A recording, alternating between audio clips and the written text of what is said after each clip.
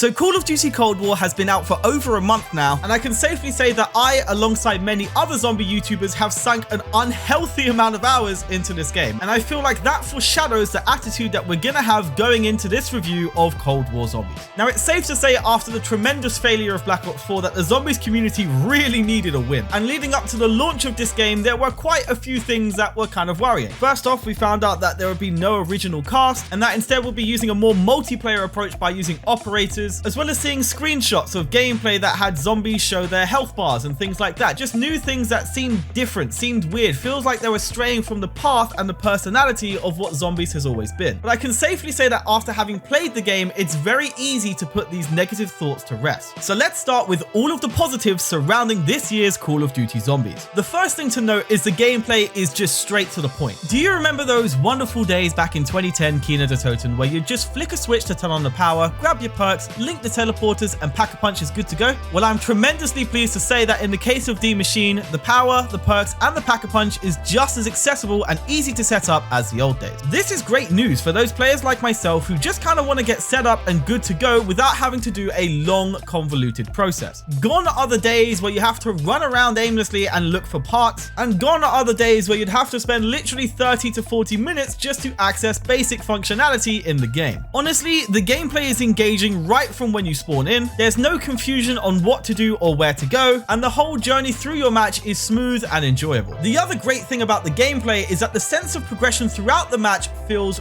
really damn good. Even into the later rounds, you're still working on your loadout with a mix of new things and classic things. Classic things including perks and the Pack-a-Punch, as well as new things like the weapon tier system, and of course the brand new scrap system which you can use to invest in score streaks and equipment that we've never seen in zombies before, which of course we will touch on later. This awesome sense of progression throughout the map also rolls over to the difficulty increase throughout your game. Somehow Treyarch have just made it feel right. The growth in power of the enemies you face feels aligned to the power that you're increasing by investing into your loadout. At face value, I would say that this iteration of zombies is probably harder than the zombies mode we've been acquainted with over the last 5 years or so. But as you progress through the game and learn more about the map and the game mode, everything just seems to fall in line in a very beautiful manner. And this is backed by the truly phenomenal map design that was put into D Machine, a topic that we will get into later in the video. The other great thing about Treyarch's approach to difficulty this year is the lack of predictability. For example, with the boss zombies, they have quite unpredictable movement, as sometimes they will throw projectiles, but out of nowhere would just sprint towards you with everything they've got and make sure you die. Of course, if you know what you're doing, you can survive, but this kind of thing generates those wonderful moments with friends where you're kind of just screaming down the mic in fear, which again, and rather fittingly, reminds you of those glory days in 2010 back with Black Ops 1. And whilst we're on the topic of nostalgia, those of you who played World at War for Rook may remember a certain element to that map which increased difficulty tenfold, and that was the insane speed in which sprinting zombies would run in the later rounds. Well, in Cold War, they're back, and let me tell you, it is terrifying and so much fun. And it all kind of ties together with a point I'll make later, touching on the fact that Treyarch have seemingly brought many of the best elements from their previous iterations of zombies and kind of just molded it all together into a format that is accessible and enjoyable to pretty much everyone. The last thing I'll touch on in regards to difficulty for this year's Zombies mode is the reduction or absence of features from the past that would make the game way too easy. First off, there are no consumables. This also means no perkaholics, which also means that you don't have to fork out a bunch of money to be at an advantage. This is also great news for speedrunners because now everything is fair game. The other thing to note is that so far the wonder weapons available in this game will not just save your life every time, and you're also lacking perks like Dying Wish, which would save you from pretty much anything. There are, however, a few replacements, but these replacements generally just feel a little more thought out. I mean, for example, in plain sight, that Savior Gobblegum from way back in Black Ops 3 has now been embedded into the Ether Shroud ability, but of course they have thought it through, wherein this ability needs to be recharged. Another example is of course the fact that you can build equipment and support streaks that could save your life, but this involves spending a scrap currency which is very hard to earn back. All in all, it just feels like Treyarch really gave difficulty a solid thought when constructing Cold War Zombies. And this level of consideration also rolls on through into the Easter egg for D Machine. Now of course I'm not going to go ahead and spoil too much about the Easter egg, but what I will say is that they haven't made it ridiculously hard, and one of the most notable things is the fact that it is actually memorable. This is the kind of Easter egg that if you do it 2 to 3 times, you can actually remember the steps, and then you're able to go ahead and help as many friends as you want get that completion. The other great thing about the Easter eggs within D Machine is that the steps themselves are actually fun. It's not one of those Easter eggs where you're just left doing a bunch of tedious stuff only to enjoy the short boss fight right at the end. It's actually an Easter egg that's very well thought out and engaging throughout the whole thing. Thankfully, this even spreads over to the side Easter eggs within this map, and believe me, there are a lot of side Easter eggs within D Machine, and even a whole bunch that the community haven't even uncovered yet. But to conclude this point with one of the things that I'm most thankful about regarding the main Easter egg for D Machine is that it is sprinkled with hints and not aimlessly holding interact with every bloody thing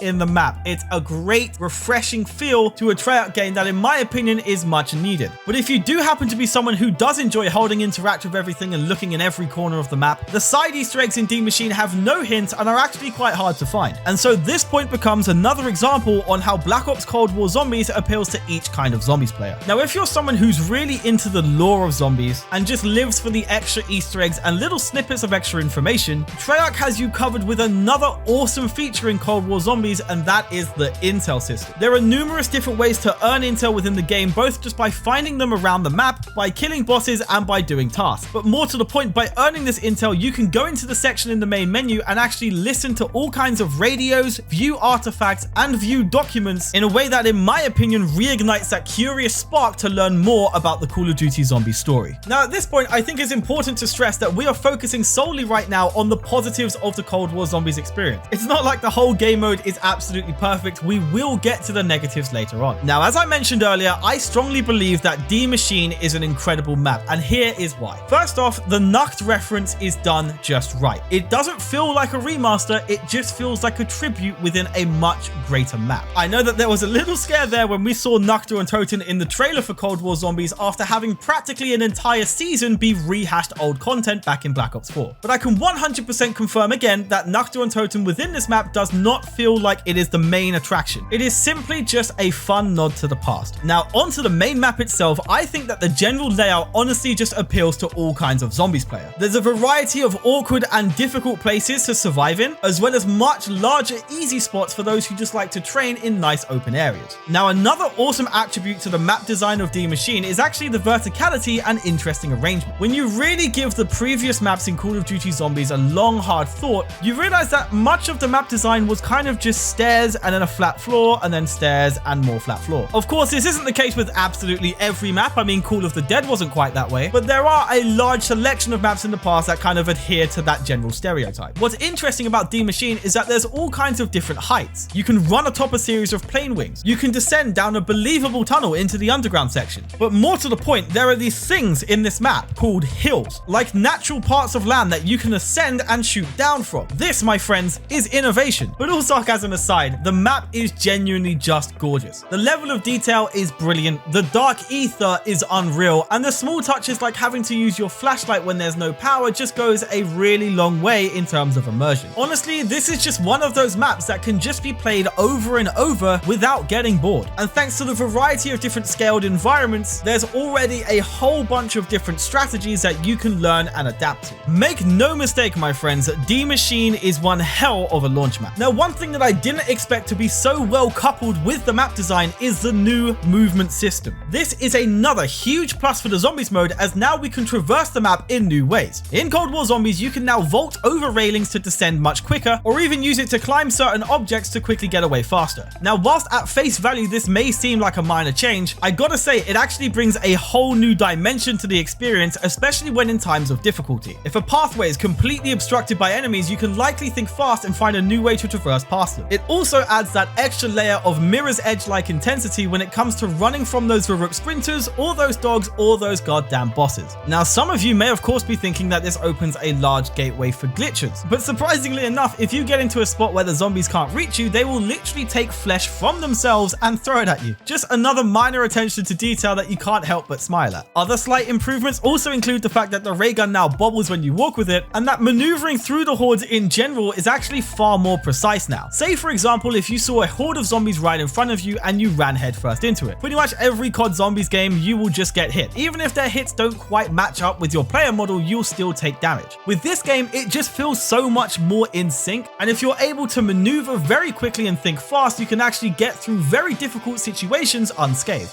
Now, I'm just grateful that this iteration of COD Zombies has just so many positive things to talk about. So let's quickly run through the last few points and head into armory and looting. So with this game, there is a wonderful range of day one support abilities, ranging from chopper gunners to war machines to sentry turrets and more. In the case of things like the war machine and the chopper gunner, they just feel so awesome to use, and even though at first it was kind of worrying to see so many multiplayer elements in Zombies, it's safe to say that they've all been implemented in a way that actually kind of just feels natural. The looting mechanic from Fallen Zombies is also really fun and engaging. You can end up in some seriously clutch scenarios in which killing a certain zombie will drop a piece of equipment that may save your life. And you're even given the ability to now buy ammo for any of your weapons and also have access to a huge variety of craftables. These craftables include new equipment such as stims, stun grenades against zombies, C4, decoys, and more. And it's all coupled together with something that I was really hoping would happen, and that is a great variety of weapons in the game in general. The DIE wonder weapon in this map is cool and is reminiscent of the jet gun from Transit, yet another way they've referenced the past in a fun and engaging manner. They also went ahead and added 4 elemental upgrades to it, each of which actually have completely different styles of working. And praise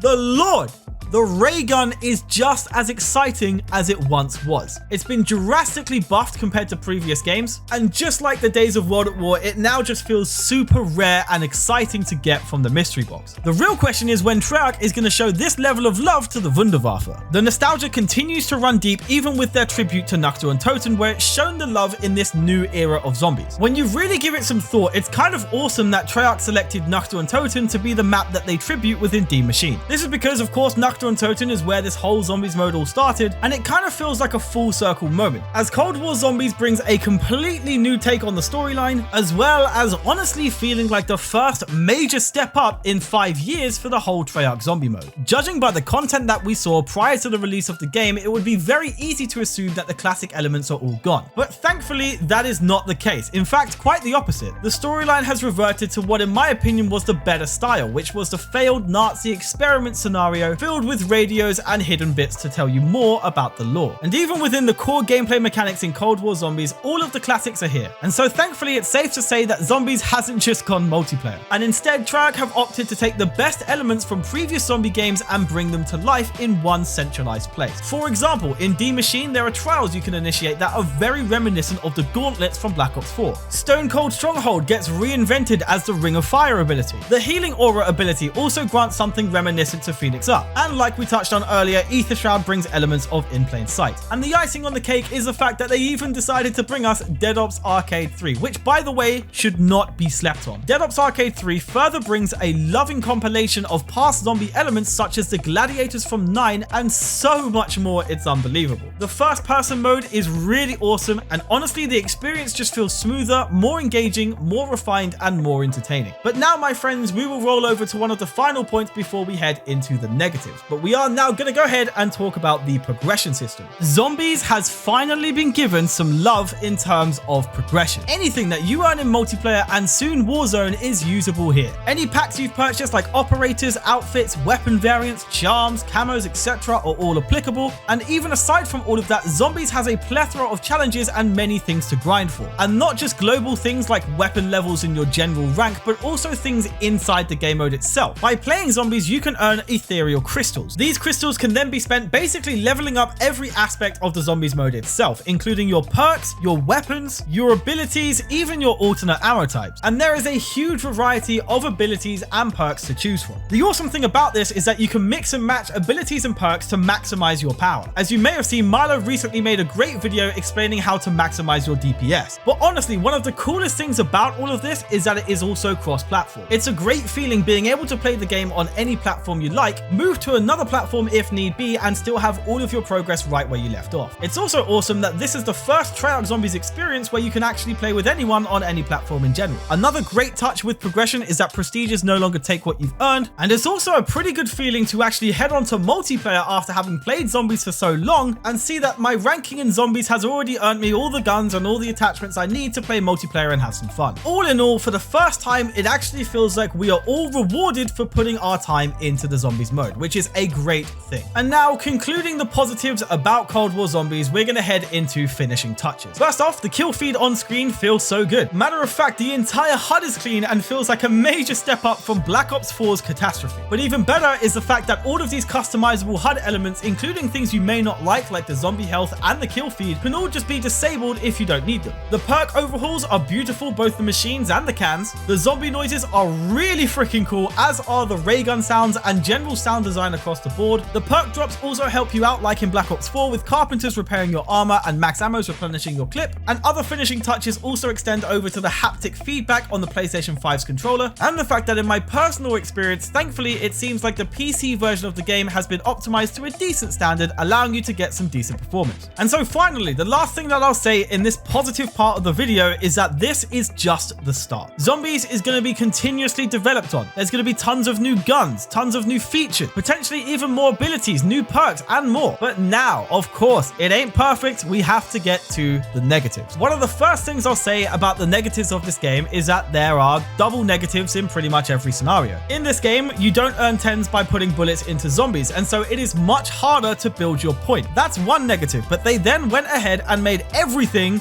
way more expensive. Perks get more expensive as you consume more and more, and to fully upgrade a weapon, you have to drop a whopping 50k to do so. And that's only maxing the Pack-a-Punch. You then have to earn a lot of scrap, which is very hard to obtain, to get your weapon to the golden tier, which actually increases damage further. This means that getting that strong firepower is actually kind of hard and quite long to do, which is a negative, which is then backed by another negative, which is the fact that the bosses are very, very strong. Now, like I did say earlier, the difficulty does feel balanced as you learn more about the game, but when you're new to the game, or if you're new to zombies in general, this is kind of an overwhelming hill to climb. You'll often find yourself underpowered in most scenarios until you either know how to train effectively or how to maximize efficiently and prioritize what to upgrade first. Now, arguably, you could make the point that actually taking more time to build your loadout actually makes the game more fun. I mean, after all, no one likes to spawn in completely overpowered and just raining hell forever. But like I just said, it's more about the people who are new to the game who will often find themselves completely underpowered. Another negative that stacks with how hard it is to earn scrap in this game is the fact that if you die, you lose it all. Now, Treyarch thought of this as when you respawn, your loadout weapon is upgraded to a tier that is in line with the round that you're on. But the problem is, at least later in the game, armor is absolutely essential. And the fact that you spawn in a situation in which you cannot physically buy any is kind of a major problem. And unless you're very advanced at the zombies game mode, you will just find yourself repeatedly dying. Long story short, unless you are an experienced zombie player, if you die, you're screwed. Another negative within Cold War Zombies at the moment is the weapon balancing. Right now, pretty much every fully automatic weapon just sucks ass. The damage output is considerably lower than semi-auto weapons, and the ammo just doesn't feel like it's adjusted accordingly, where in pretty much every assault rifle and SMG, you will just run out of ammo very, very quickly. This is because the zombies get absurdly strong throughout the game, as you're expected to upgrade the tiers of your weapons accordingly. But in the cases of these fully automatic weapons, they simply don't do enough damage, and when coupled with the fact that it's very hard to earn points, you're barely making any profit by using these guns. This isn't me saying that the semi-automatic weapons and shotguns should be brought down to the automatic level, but rather that the automatic weapons just need to be buffed straight up.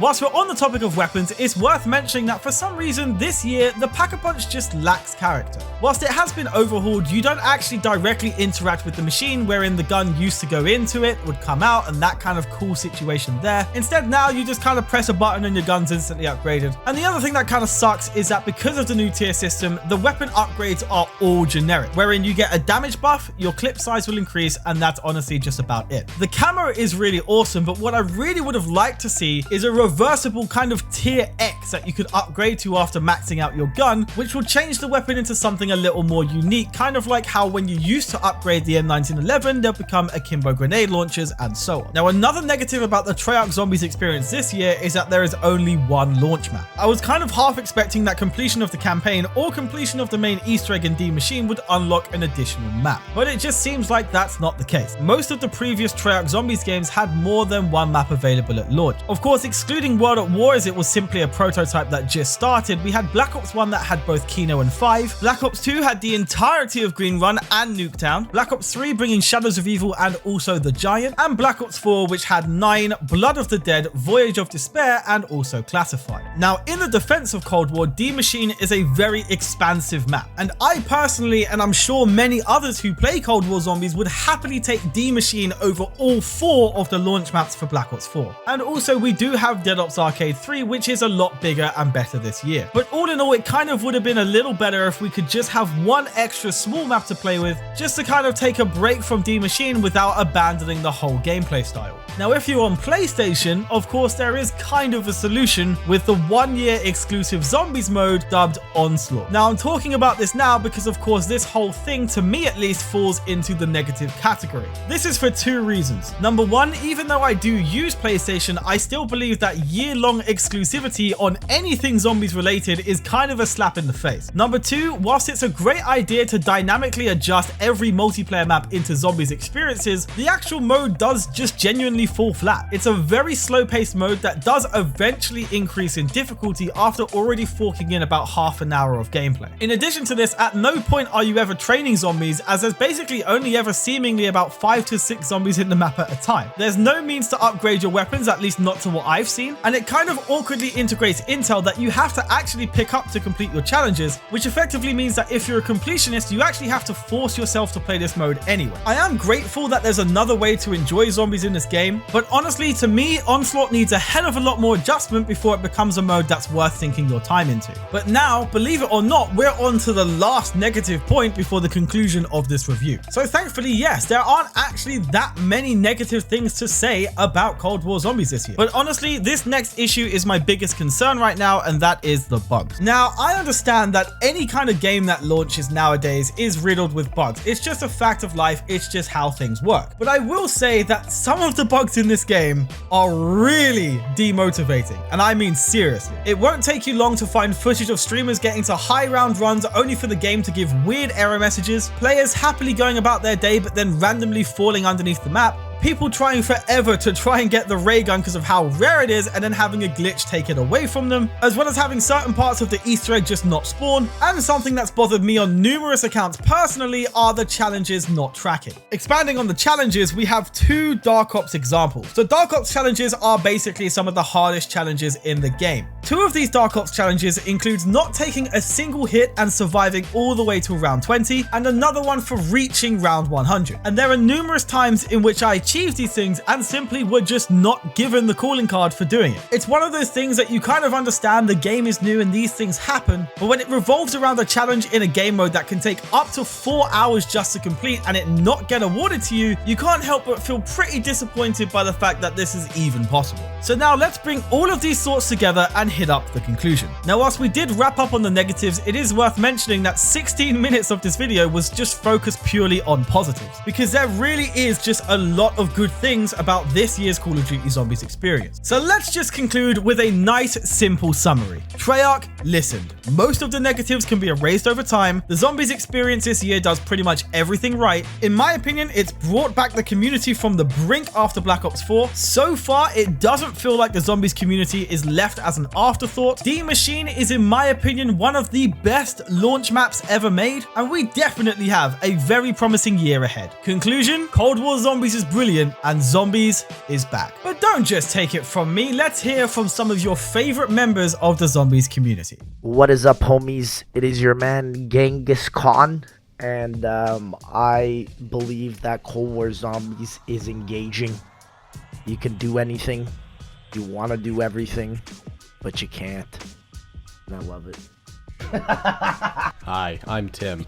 Cold War Zombies undoubtedly has the potential to be, at this rate, the best Zombies installment of all time. Mark my words. Well, didn't see you there. We here at crazyrabbit.gov.biz LLC think Cold War Zombies is pretty neat. I want to thank you wonderful people for watching. These awesome YouTubers who took part in my video, their links will be in the description. And I just hope you guys all have an awesome day, and I hope to catch you soon. Cheers.